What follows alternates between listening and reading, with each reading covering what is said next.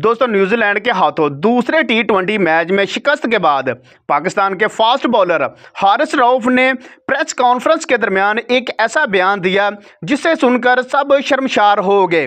दोस्तों हारिस रऊफ ने ये बयान एक सहाफ़ी के सवाल के जवाब में दिया, जहां हारिस रऊफ शदीद गुस्से में नज़र आए। दोस्तों हारिस रऊफ ने कौन सा बयान दिया और उसने क्या कहा, इसके बारे में हम आपको इस वीडियो में तफसील से बताएंगे। लेकिन वीडियो में आगे जाने से पहले आपसे गुजारिश है कि वीडियो को एक दिल से लाइक और हो सके तो चैनल को सब्सक्राइब कर लें। दोस्तों दूसरे टी20 मैच में पाकिस्तान ने 5 विकेटों के नुकसान पर 137 रन बनाए। याद रहे कि ये मैच 15-15 ओवर का था।